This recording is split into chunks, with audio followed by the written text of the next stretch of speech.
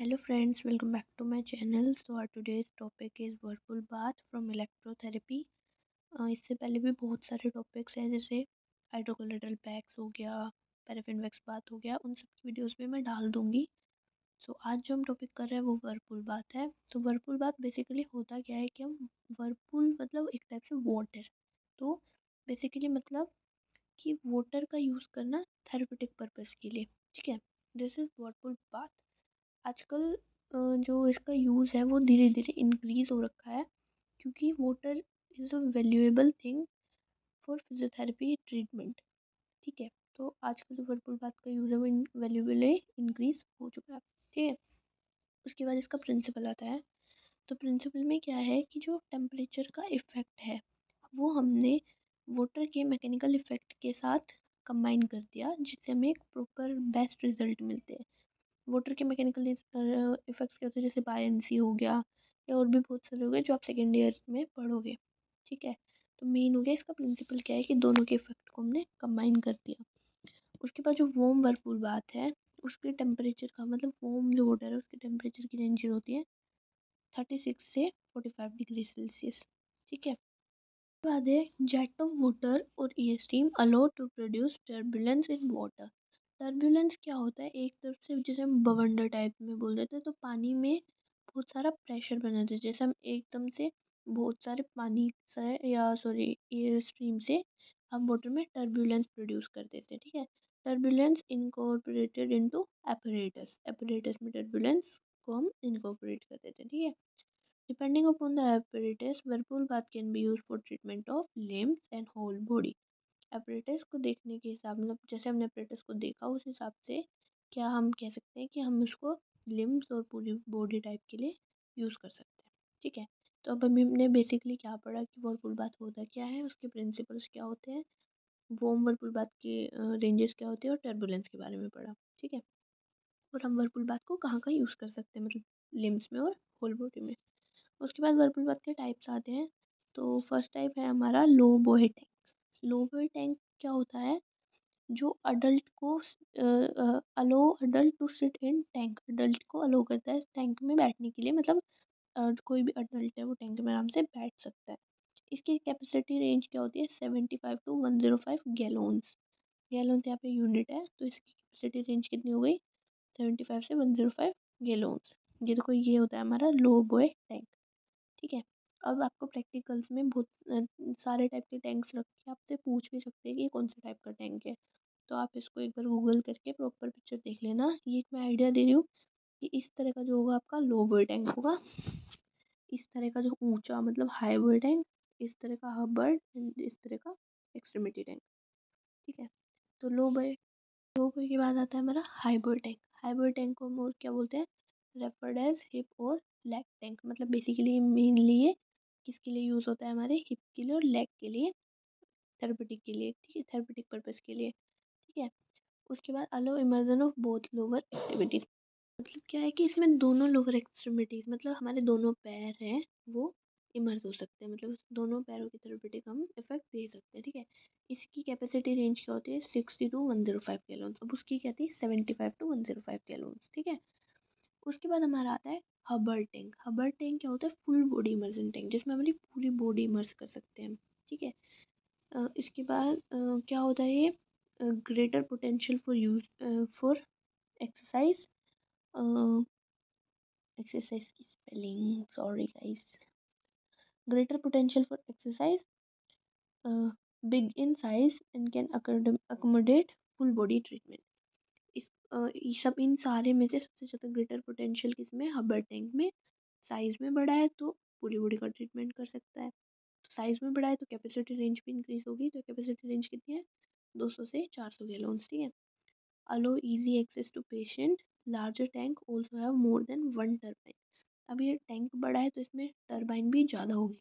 ठीक है, टर्बाइन हम किसको बोलते हैं, मोटर्स को, जो मोटर्स लगी रहती है ये टर्बाइन होती है। ठीक है, तो लोअर टैंक में क्या था 75 से 105 गैलोन्स। हाईवे टैंक में क्या था कि हिप और लेग का ट्रीटमेंट मतलब लोअर एक्सट्रीमिटीज़ का ट्रीटमेंट करते थे 60 to 105 गैलोन्स। हवर टैंक क्या था पूरी बॉडी ट्रीटमेंट, कितना 200 to 400 गैलोन्स। ठीक है, नेक्स्ट आता है हमारा एक्सट्रीमिटी टैंक। एक्सट्रीमिटी टैंक क्या होता है, यूजुअली फॉर अपर और लोअर एक्सट्रीमिटीज़ को ट्रीट करने के लिए, ठीक है। ये कितना इसकी कितनी कैपेसिटी होती है, वो होती है 10 to 45 किलो, ठीक है। ये हो गए हमारे टाइप। टाइप क्या कहते हैं, लोअर टैंक, हाइपर टैंक, हबर टैंक एंड एक्सट्रीमिटी टैंक। उसके बाद आती है हमारी टेक्निक कि हम पेशेंट को कैसे प्रिपेयर करेंगे, कैसे हम टैंक को हम यूज़ करेंगे वर्बल बाथ को। सबसे पहले हमने टैंक को फिल किया वाटर से। उसके बाद अब पेशेंट को कोई अनकंफर्टेबल फीलिंग ना हो या बर्न ना हो, ये सब चेक करने के लिए हमने सबसे पहले टेम्परेचर चेक किया टैंक का। कैसे, या तो हम हाथ से चेक कर सकते हैं अगर नॉर्मल टेम्परेचर है, अगर आपको लग रहा है बहुत ज़्यादा तो हम थर्मोमीटर की हेल्प से चेक कर सकते हैं, ठीक है। उसके बाद adjust patient position in accordance to treatment part by considering both comfort and security. अब जैसे हमें लोअर लिम्ब को ट्रीट करना है तो उसके हिसाब से हमें पेशेंट को बैठाना है इस, और हमें ये भी ध्यान रखना है कि पेशेंट कंफर्टेबल है या पेशेंट को कोई रिस्क तो नहीं है, जैसे करंट का रिस्क हो सकता है पानी में, ठीक है, या गिरने का रिस्क नहीं है, डूबने का रिस्क नहीं है। उसके बाद है पेशेंट को हमने इसमें पूरा प्रोसीजर एक्सप्लेन करना है और पेशेंट से समझाना है, उससे रीअश्योरेंस लेनी है कि आपको इससे कोई प्रॉब्लम तो नहीं है, आप कंफर्टेबल तो हो, ठीक है। उसके बाद हमने बॉडी पार्ट को कर दिया वाटर में प्लेस, जो हमें वाटर पार्ट ट्रीट करना है। उसके बाद हमें पेशेंट को एनकरेज करना है कि जब वो पानी में बैठा है तो वो अपने पार्ट को थोड़ा थोड़ा मूव करता रहे, ठीक है। अब मान लो हमने पूरी थेरेपी दे दी, उसके बाद कंप्लीशन के बाद हमने क्या करना है कि जो बॉडी पार्ट पेशेंट का गीला था हमें उसे सुखाना है, ड्राई करना है, और उस पर टॉवेल या कुछ भी रैप कर देना है ताकि वो वार्म रहे, गर्म रहे, ठीक है। ये हो गई हमारी टेक्निक। टेक्निक्स के बाद आते हैं थेरेपेटिक इफेक्ट। तो थेरेपेटिक इफेक्ट क्या होते हैं गाइस, देखो दो होते हैं, एक होता है थेरेपेटिक इफेक्ट, एक होता है फिजियोलॉजिकल इफेक्ट। थेरेपेटिक इफेक्ट में क्या होगा कि जितने जो इफेक्ट आएंगे वो हमेशा पॉजिटिव रिजल्ट देंगे, कुछ भी नेगेटिव नहीं होगा, ठीक है, मतलब हमारी बॉडी में कुछ नेगेटिव नहीं होगा। फिजियोलॉजिकल इफेक्ट क्या होते हैं वो भी बॉडी के अंदर है, होते फिजियोलॉजिकल इफेक्ट भी बॉडी के अंदर है। लेकिन फिजियोलॉजिकल इफेक्ट में क्या होगा कि वो पॉजिटिव इफेक्ट तो देंगे ही देंगे, साथ में वो नेगेटिव भी दे सकते हैं। थेरेपेटिक इफेक्ट क्या होता है, combine the value of quantitative heat and gentle massage, as a massage work करता है, ठीक है। उसके बाद सेडेटिव एक्शन। सेडेटिव एक्शन क्या होता है कि थोड़ा थोड़ा नींद आना या रिलैक्सेशन फील होना, ठीक है। Relief in pain by stimuli which act through pain gate mechanism. अब मैंने पिछली वीडियो में बोला था पेन गेट थ्योरी, ये मैं आपको वीडियो डाल दूंगी, उसमें आपको प्रॉपरली समझ आ जाएगा पेन गेट मैकेनिज्म या पेन गेट थ्योरी होती क्या है। अ relaxation of muscle spasm, the part treated is immersed in water and jet stream allowed to produce turbulence in water।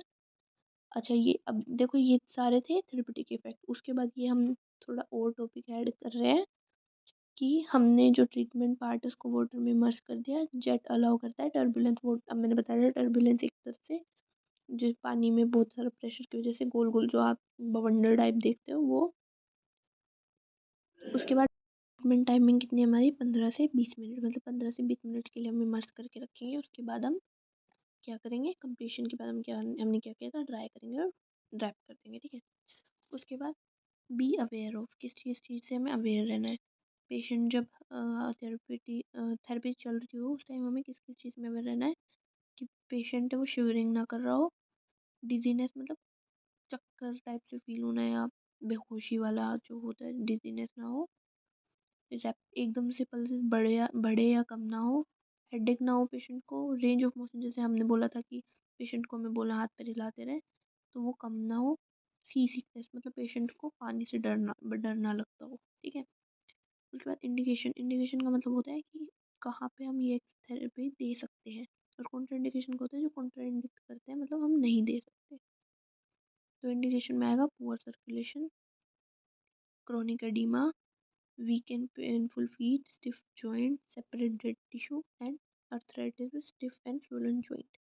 और कॉन्ट्राइंडिकेशन जहाँ हम नहीं दे सकते वो है feverish patient, active bleeding, open wounds, skin allergy and haemorrhage. Open wounds क्या होते हैं, जख्म, खुले जख्म। तो guys here is your verbal बात। सबसे पहले हमें डेफिनेशन लिखनी है, देन प्रिंसिपल, उसके बाद इसके बारे में भी लिख सकते हैं थोड़ा basic, then types, then technique, therapeutic effect, and obviously be aware, indication and contraindication. Thank you so much guys. अगर आपको कोई डाउट है तो आप कमेंट सेक्शन में कमेंट कर सकते हैं।